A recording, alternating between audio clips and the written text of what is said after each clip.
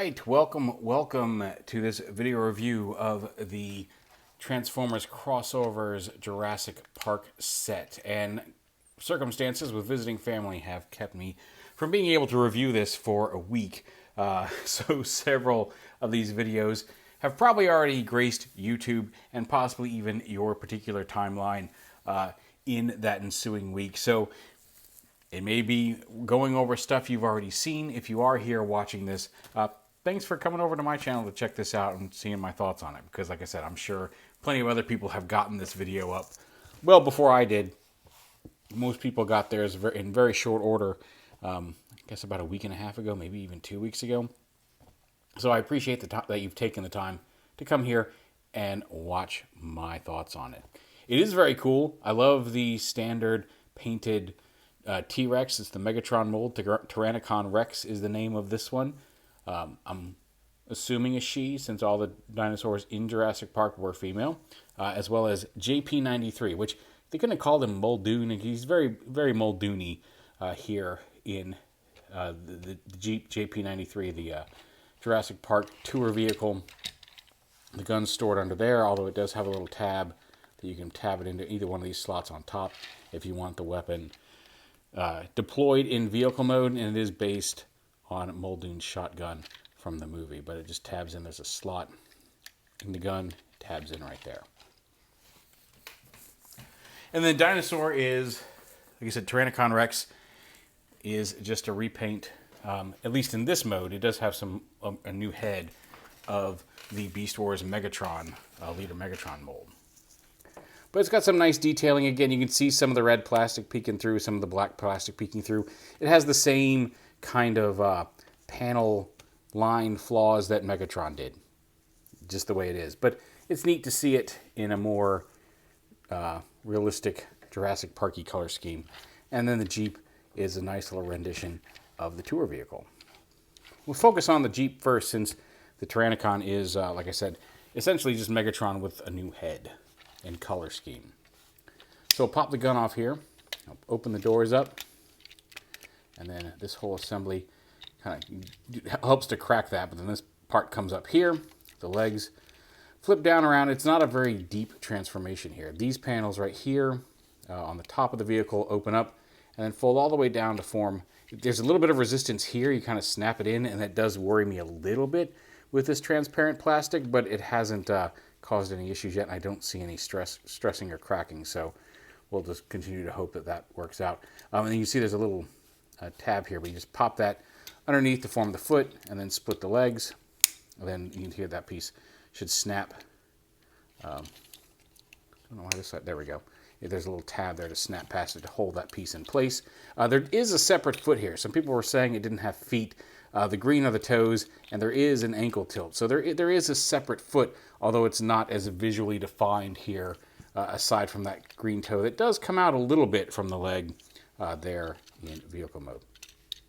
Yeah, this piece comes up. The arms here lift up, and the wheels flip out and around. You can see the head sitting there. This whole piece, once those are out, folds down and around and kind of latches into place.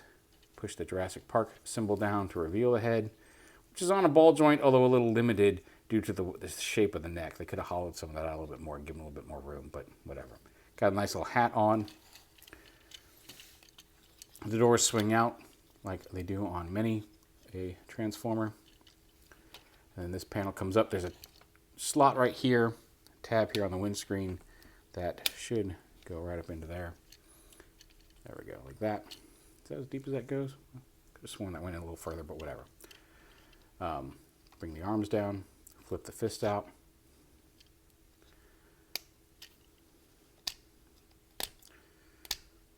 Come on, there we go, flip the fist out. And there is JP93 as a robot.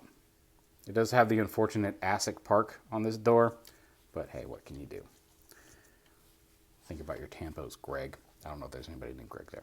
You can hold the rifle there. There's the slot back here that pegs it in vehicle mode. There's a thinner slot up here that does allow this to store on a little tab right here under the, I guess it can go around either way, but you can store right there on the back if you want.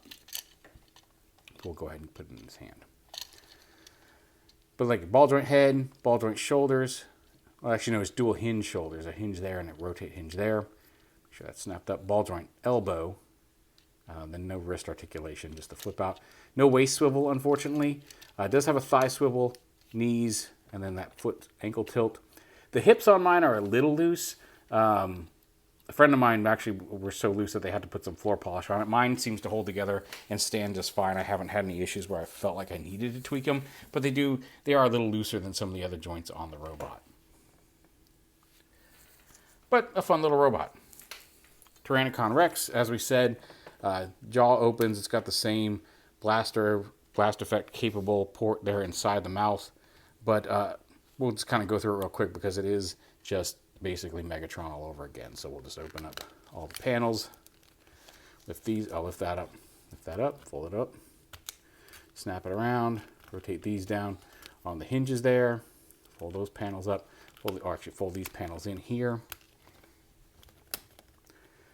on here, and then fold these outer panels in, kind of form the backpack. Open up these panels here, and fold them all the way back, fold that down and around, rotate the tail to form the little hand claw weapon. Bring the legs out of the way, flip the head up there in the torso, and bring that whole torso kind of up and around here.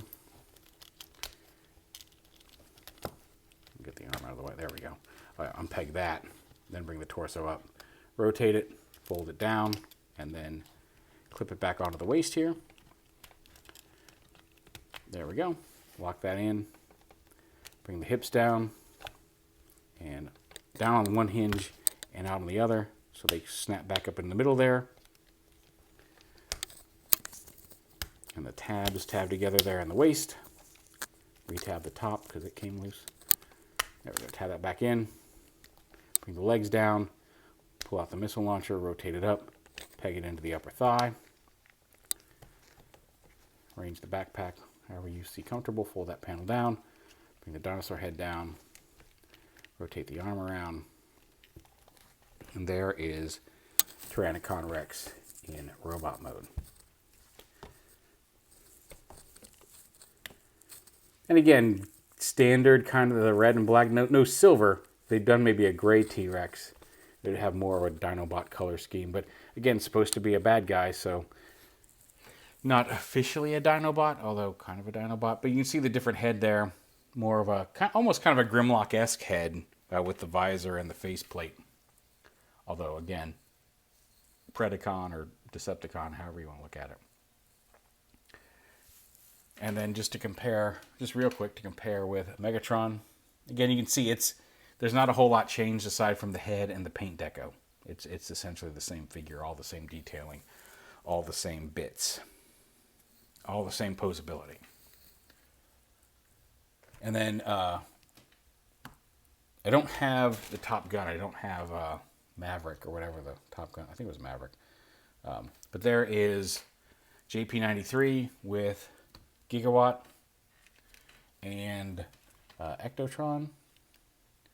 So he's a little closer to Deluxe in scale, although a little taller, but mass-wise, they feel like they have about the same amount of mass.